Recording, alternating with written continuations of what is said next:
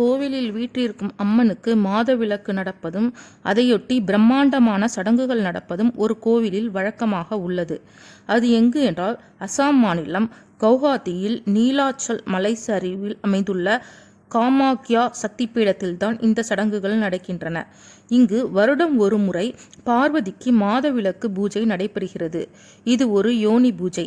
இதற்கு காரணமாக ஒரு புராண கதை உண்டு. அது என்னவென்றால், கைலாயத்தில் இருக்கும் சிவன் சொன்னதை புறக்கணித்து அவர் மனைவி பார்வதி தேவி தன் தந்தை தக்ஷனின் யாகத்தில் கலந்து கொள்கிறாள். அவமானப்படுத்தப்படுகிறாள். அது பொறுக்காமல் தற்கொலை செய்து கொள்கிறாள். அவள் தற்கொலையை தடுக்க ஓடி வருகிறார் சிவன். அதற்குள் பார்வதி தற்கொலை செய்து கொள்ள அவளது உடல் 51 பாகங்களாக சிதறி போய்விடுகின்றன. தன் தேவியின் உடலில் யோனி விழுந்த இடம் தெரியாமல் அல்லாடுகிறார் பரமசிவன். பிறகு காமதேவன் உதவியுடன் கண்டுபிடிக்கிறார். அந்த யோனி வழிபாட்டு ஸ்தலம்தான் இக்கோயில்.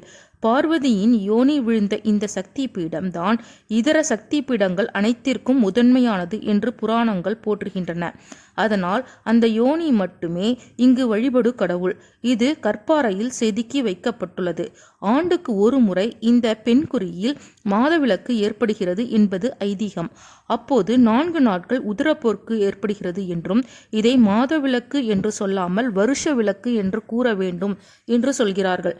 இந்த கோவிலில் ஒவ்வொரு ஆண்டும் ஜூன் மாதம் 3வது வாரத்தில் கோவில் வாசலை அடைத்து விடுகிறார்கள். இந்த தேவிக்கு மாதவிலக்கு நாட்களாகும். அந்த நாட்களில் திருக்கோயிலில் பக்தர்களுக்கு அனுமதி கிடையாது.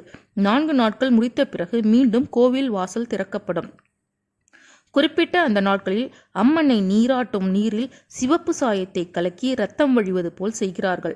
இந்த நீர் பக்தர்களுக்கு புனித நீராக அளிக்கப்படுகிறது. உலகெங்கும் இருந்து இந்த 3 நாட்களிலும் 10 லட்சம் பக்தர்கள் அங்கு கூடுகிறார்கள். சன்னியாசிகளும் சன்னியாசினிகளும் இந்த நாட்களில் வந்து வழிபடுவார்கள். இந்த நாட்களில் பூசாரிகளும் பக்தர்களும் செவ்வாடை தான் அணிய வேண்டும்.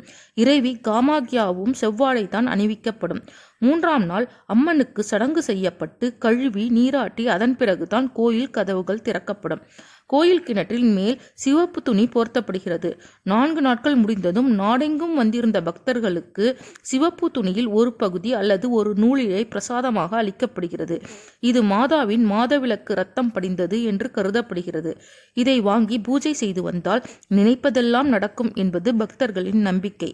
இந்த கோயிலில் உயிர் பலி கொடுக்கும் வழக்கம் உண்டு. கருவறையிலேயே ஆடு, கோழி கொடுக்கப்படும். 19ஆம் நூற்றாண்டு வரை இந்த கோவிலில் மனிதர்களை பலி தருவது வழக்கம் இருந்தது. ஆங்கிலேய அரசு இதை தடை செய்து விட்டது.